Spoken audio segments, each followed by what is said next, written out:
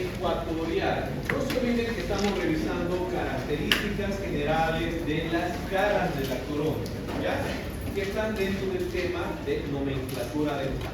Son términos que nos ayudan a identificar alguna zona en específico o una zona en particular.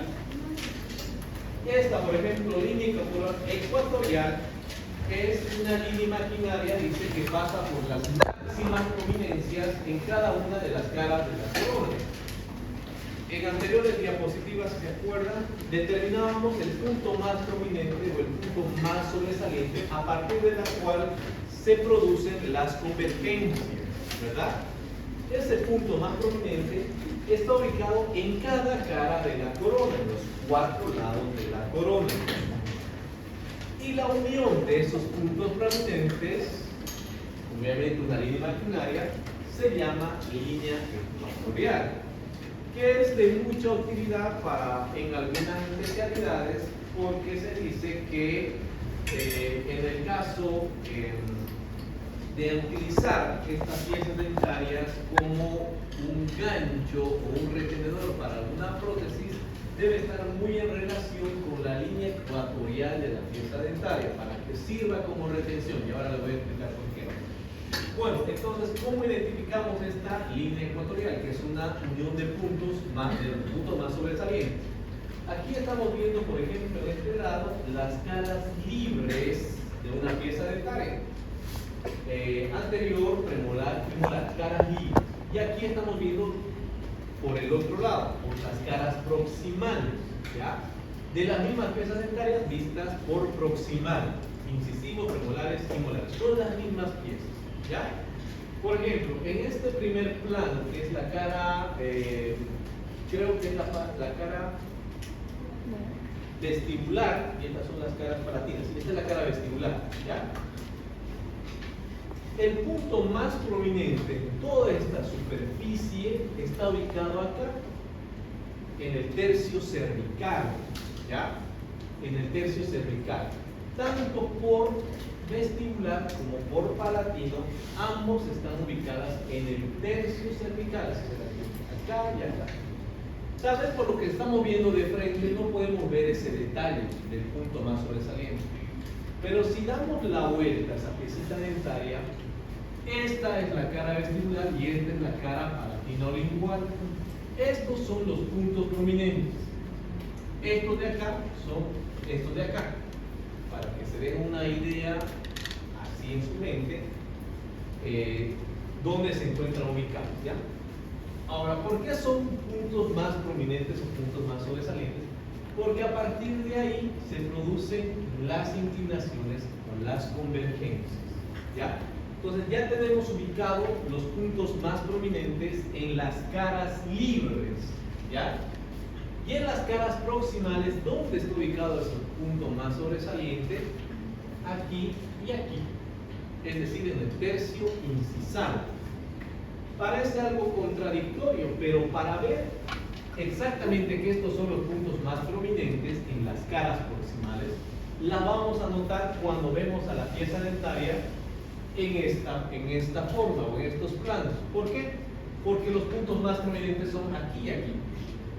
Y si se dan cuenta de esos llamados puntos prominentes, se producen las convergencias o las inclinaciones. Entonces, lo que ven acá y acá son aquí y aquí. Esos 4 puntos prominentes que están en las 4 caras laterales, imagínense que se van uniendo. Vienen de acá, va acá, nuevamente va hacia cervical, nuevamente va hacia incisal. Forma como una línea. Esa línea es la llamada línea ecuatorial. Dice que en el caso, por ejemplo, de los premolares, este es un premolar inferior. Está marcada la línea ecuatorial. ¿Ya? Ya está marcada, ya sabemos qué es lo que es realmente.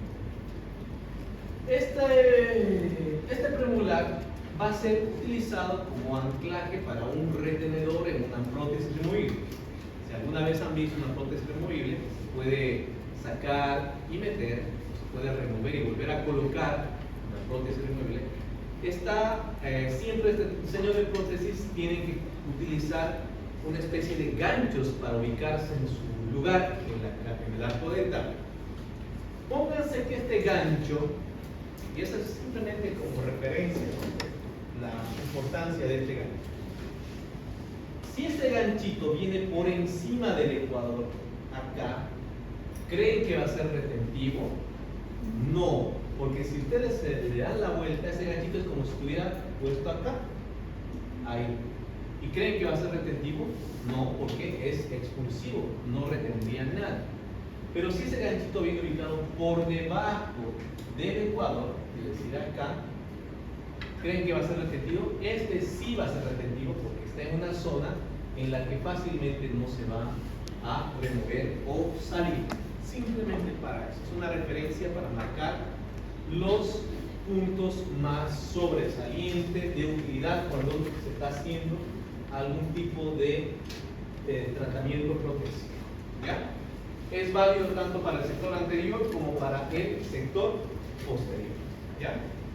La única diferencia, como ven acá, mientras más posterior sea, especialmente las caras linguales, las caras linguales, que es una de las caras libres,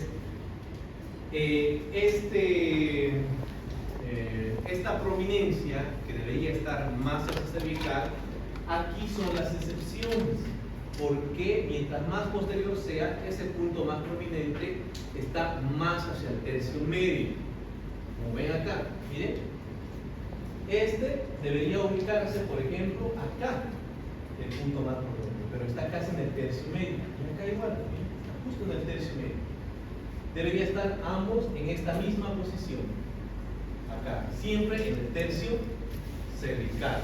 Pero en los premolares dice la bibliografía que está más hacia el tercio medio, por la convexidad que tienen estas caras en estas piezas. ¿Ya? Miren acá, el punto más prominente está casi en el tercio, incluso casi llegando al tercio cruzado, en el caso de este premolar, ¿no? Entonces es una característica de estas piezas dentales. ¿Ya? Revisamos ahora cómo es la línea cervical.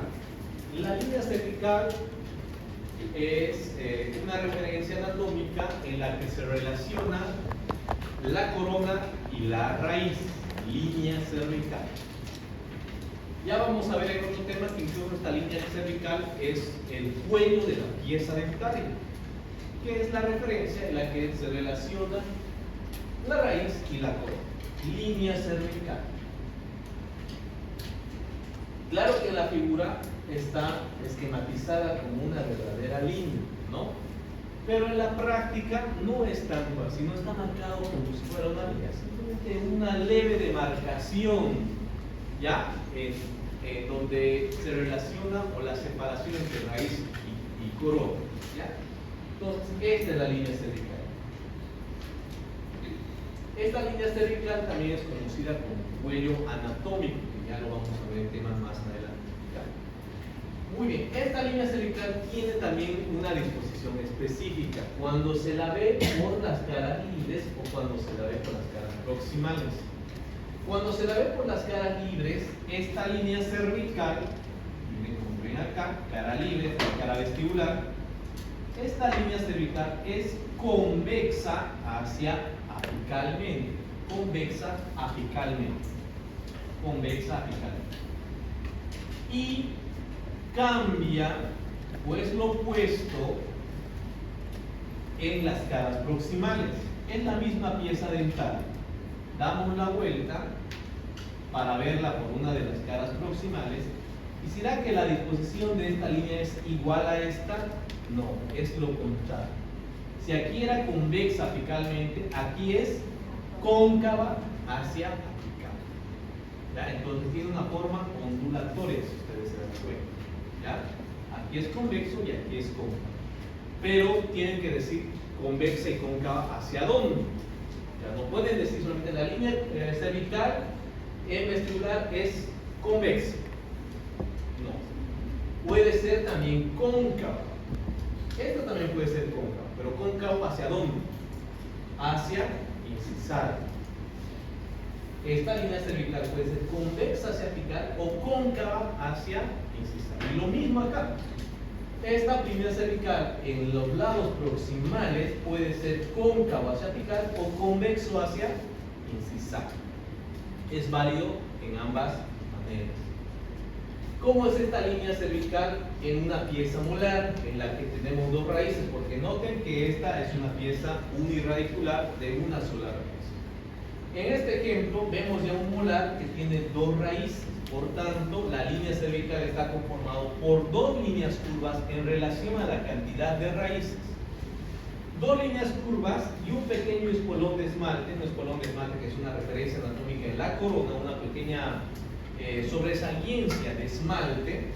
Acá una puntita, lo vamos a marcar para que lo noten mejor. Es de esta manera. Una y dos. Así de esa manera. ¿Ya? Dos curvaturas. Y esta es una sobresaliencia de esmalte, una pequeña sobresaliencia de esmalte que está en relación con la bifurcación de las dos raíces. ¿Ya? Estas dos líneas curvas, si se dan cuenta, estas dos líneas cervicales, o la línea cervical, son dos curvas convexas hacia oclusal. Aquí se menciona oclusal. ¿Ya? Hay que notar que en este caso, en el que una pieza molar vista por sus caras libres, este es un molar inferior por si acaso, vista por sus caras libres, se puede ver o se puede notar o distinguir el perfil de sus dos raíces muy independientemente. ¿Ya? Pero si a este molar inferior le doy la vuelta para ver por una de sus caras proximales, ¿será que vemos el perfil de dos raíces? No, solamente vemos el perfil de una sola raíz, ya sea de esta o de esta, una sola raíz. En ese caso, no se nota tanto la curvatura, pero si existiese, tendría la misma disposición de un uniradicular, es decir, convexo hacia oclusal o cóncavo hacia apical. Noten también que estas curvaturas, aquí yo lo hice exagerado para que ustedes no, pero en piezas reales, ya esta curvatura, si ustedes quieren, de la línea cervical disminuye desde los incisivos hasta los molares. Incluso los molares son totalmente rectos, pero si existiese un nivel de curvatura, es como estamos describiendo en este momento. ¿Ya? Otra excepción.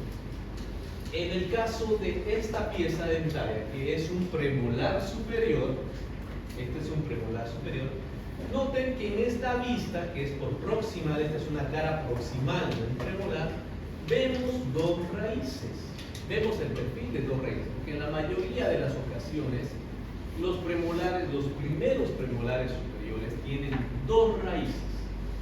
Es el único premolar que tiene dos raíces. El resto de los premolares son unirradiculares. En esta, que es una excepción, y por la disposición de sus raíces, espero que me entiendan bien, este también es un birradicular o tiene dos raíces, que es un molar. Pero este molar, la disposición de sus raíces es diferente a la disposición o la ubicación de estas dos raíces. ¿Por qué?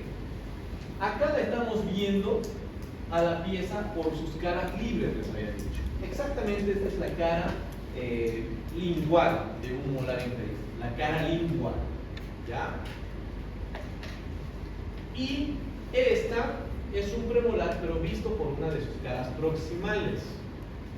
Si yo a esta piecita, este premolar, la quiero ver por sus caras libres, es decir, ya sea por vestibular o por lingual, no voy a poder ver las dos raíces, sino voy a ver una sola raíz. Así de esta manera. Hay una sola raíz. Su línea cervical, si se dan cuenta, es igual como si fuera un uniradicular. Pero si a esta pieza le doy la vuelta, había tenido dos raíces. ¿Cuál es la disposición? Una raíz hacia vestibular y una raíz hacia palatino. A diferencia de un molar inferior que tiene también dos raíces, pero su disposición es diferente. Una raíz hacia mesial y una raíz hacia distal. Ya, eso también hay que tomar muy en cuenta. Volvemos. ¿Cómo es la línea cervical en esta que tiene dos raíces? Podría verse igual como esta, a pesar de tener dos raíces, pero en el caso de los premolares hay la excepción. Su línea cervical es igual como ya habíamos explicado.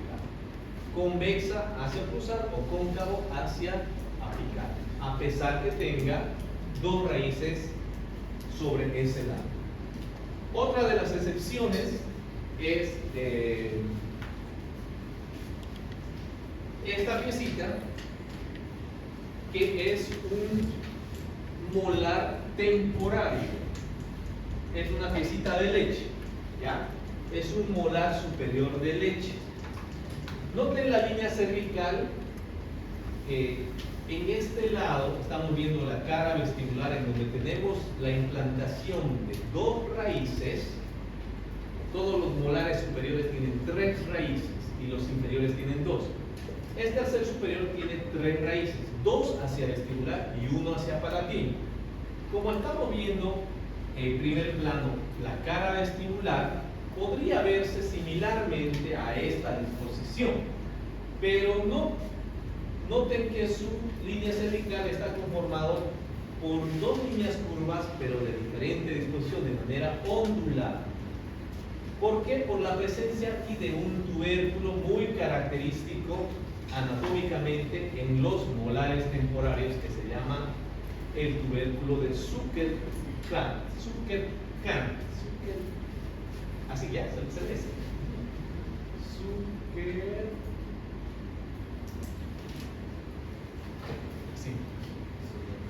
Sí. ¿Cómo se leería?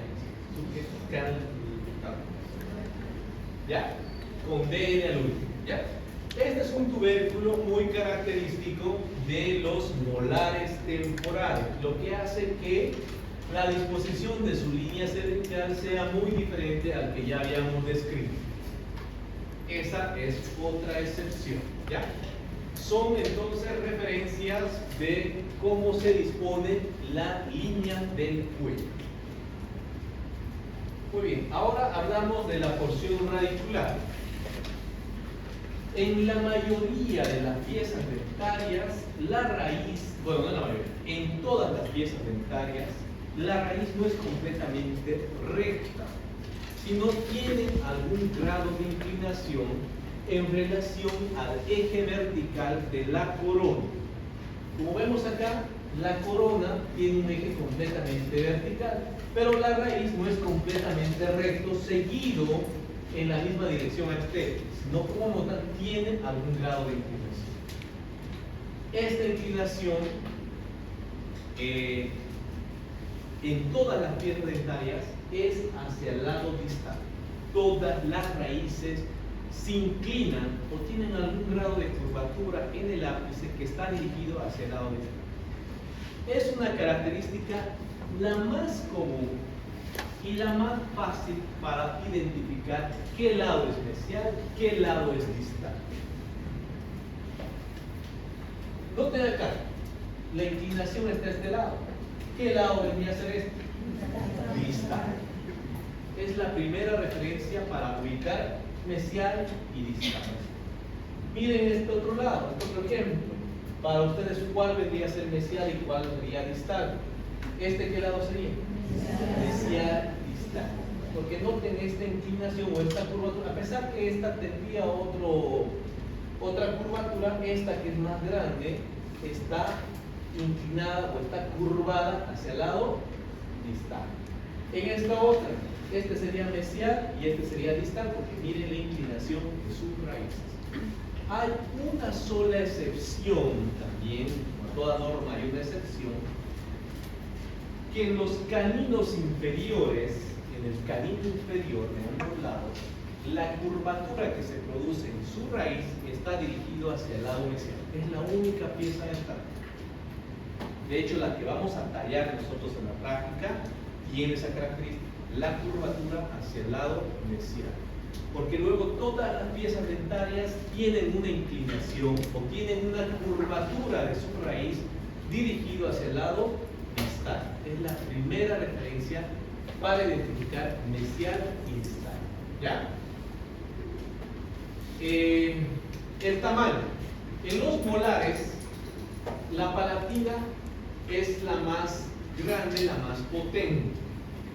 En el caso de los molares superiores, ya acuérdense, eso incluso por cultura general, los molares superiores tienen 3 raíces y los molares inferiores tienen 2 raíces, siempre en condiciones de normalidad. En el caso de los molares superiores, dice que la raíz más grande, la más potente, es la palatina, seguida por la mesiovestibular y la más pequeña, la distovestibular. ¿Ya? En el caso de los molares inferiores, la más grande siempre es la raíz mesial. Miren, otra referencia para identificar mesial y distal. La raíz inclinada hacia qué lado? Distal. ¿Cuál es la raíz más grande? La mesial. Son referencias anatómicas clave para identificar qué lado es cuál, ¿no? Muy bien. Ejercicios. Creo que ya habíamos hecho uno con ustedes, ¿no?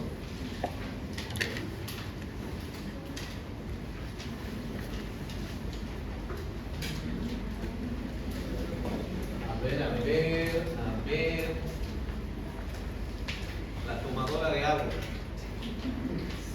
La que está tomando de agua.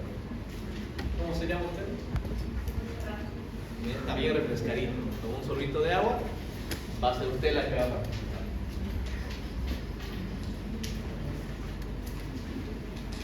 ¿Cómo se llama?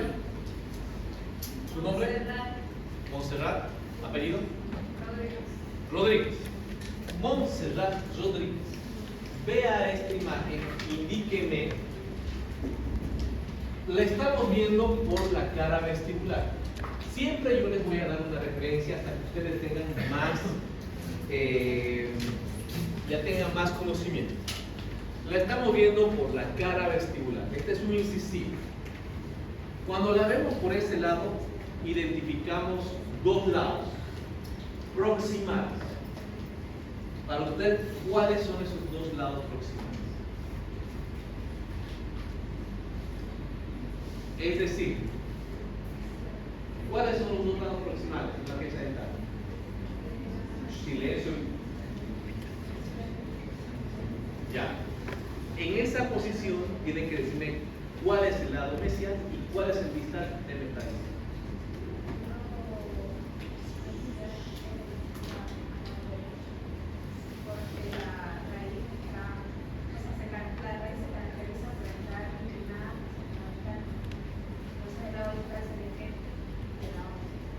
Exactamente. ¿Ven? Me ayudó el lado. Muy bien. ¿Ven? Es la primera referencia para que no hay cómo perderse. Ustedes ubicando mesial y distal van a saber exactamente qué pieza dentaria es esta. Ya cuando avancemos en temas más posteriores van a poder decir, esta es la pieza 12. Es un incisivo lateral superior derecho. ¿Por qué es derecho? Porque este es el lado distal. Tenemos un cuadrito más o menos donde se ubican todas las piezas dentarias. Imaginariamente lo ubicamos en ese cuadrante y es el lado derecho. Es una pieza superior derecha. Para eso nos sirve. ¿Ya?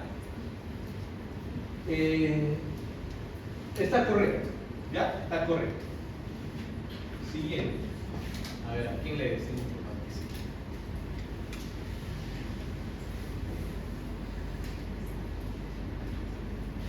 No hay donde perderse, ¿verdad? Totalmente inclinada la raíz. ¿Qué lado sería este? Hay un detalle anatómico, igual que en la anterior clase hemos visto, que era la posición y la característica de los ángulos incisales. Que este es un canino, por ejemplo, que también aplica. Este es un canino superior. Dice que el ángulo o los ángulos mesioincisales son más agudos que los ángulos distoincisales. ¿Se cumple aquí esa disposición? Se cumple. Miren que ni siquiera se nota angulación en el distoincisal, está totalmente redondeado. Aquí miren que es de la punta, un pequeño ángulo. Mesioincisal, distoincisal, más redondeado. ¿Qué lado es este? Distal, ¿no? Son referencias para determinar mesial y distal.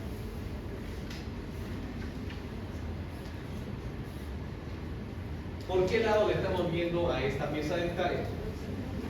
Por una de sus caras próximas. ¿Ya? Acá podemos identificar los dos lados libres, o los dos bordes libres. ¿Cuáles son? Vestibular y palatino lingual. Este es un inferior, entonces exactamente debería ser un lingual, o sea, la cara lingual. ¿Qué cara vendría a ser esta? Lingual. ¿Ya? Igual, no hay cómo ustedes puedan confundirse. Vestibular y lingual. ¿Por qué? Por la característica principal de que la cara vestibular es totalmente convexa y la cara lingual tiene convexidad y concavidad.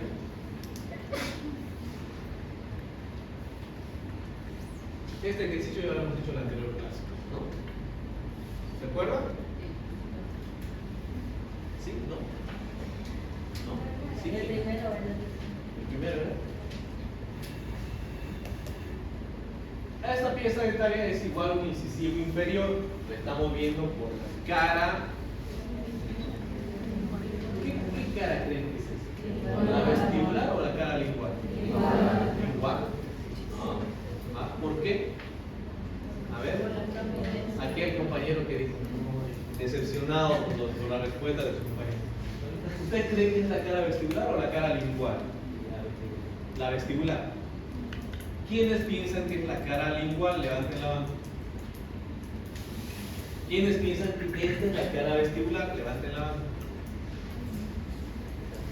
Ni el que dijo que es vestibular. Esta es la cara lingual. Hay que ser muy buenos observadores. Es la lingual porque al ser de superficie más pequeña la cara lingual, podemos ver incluso todo el perfil de la cara vestibular. Esta es el borde de la cara vestibular, por acá. Y por acá recién viene la cara lingual. ¿Por qué? Por las convergencias de las caras proximales hacia palatino lingual, haciendo de que esta superficie sea más pequeña. Imagínense, si la veríamos por el lado vestibular, ¿creen que vamos a poder ver el perfil de la cara lingual? No, porque toda la superficie es la cara vestibular, ¿no? Entonces, hay que notar esos detalles. Muy bien. Tenemos aquí la vista por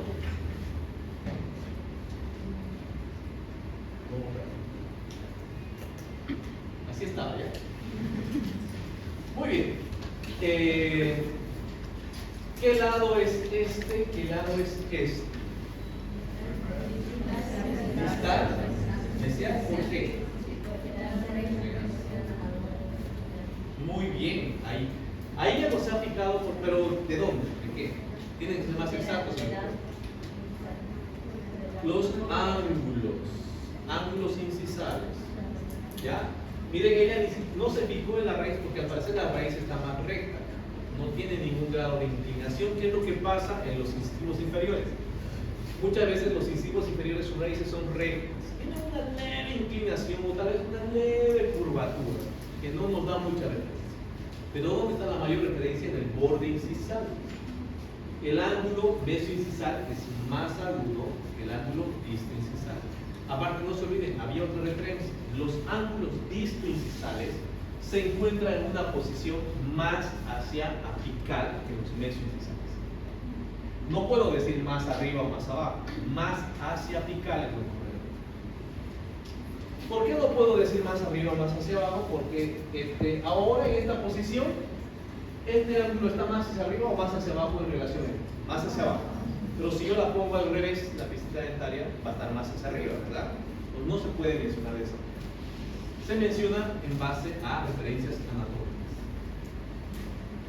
Más hacia apicalmente, más cercano hacia apical. Los ángulos visto-incisal son más redondeados, de una posición más hacia apical que el ángulo mesio-incisal.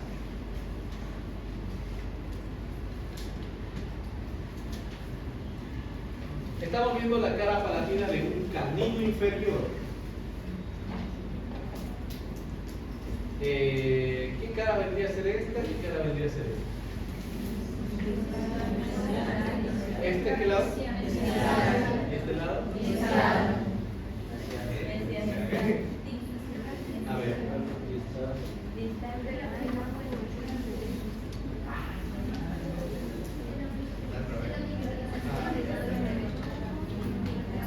Muy buen detalle. Y yo les acabo de mencionar que en los distales, pero en los caninos, hay una excepción, que en la mayoría de las ocasiones la su curvatura es al lado mesiano. Por tanto, este debería ser la cara mesiana. Pero este no es el caso de la excepción. Esta es distal y este lado es mesiano. No siempre tienen que basarse en una sola referencia anatómica. Tienen que fijarse en varias referencias. ¿Por qué digo que este es mesiano distal? Ubiquen el ángulo visto-incisal. ¿Cómo están los ángulos visto-incisales?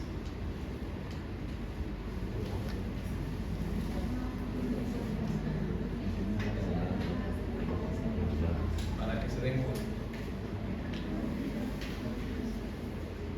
Si en la mayoría de los casos nos vamos a basar en la inclinación de la raíz, en realidad, ¿qué es lo primero que nos fijamos? ¿Qué es lo primero que salta a la vista? La primera referencia que deberíamos tener siempre va a estar en la corona. ¿Ya? Entonces miren la inclinación o miren la disposición de sus ángulos, acompañado de otras características más que lo vamos a aprender cuando llevemos canino inferior específicamente. Porque incluso la inclinación de esta vertiente es diferente al de esta otra vertiente. Este es menos y este es más. Esta es más corta, o sea, la distancia es más corta y es menos inclinada. A diferencia del lado distal, que es más inclinada, pero es más inclinada y también más larga. Haciendo que la punta de la cúspide de este borde incisal esté más desplazada hacia el lado mesiano. De esa forma se describe el borde incisal de un canino inferior. Entonces, siempre fíjense primero los detalles en la corona. Yo sé que primero sobresale la raíz, pero fíjense primero en la corona. ¿Ya?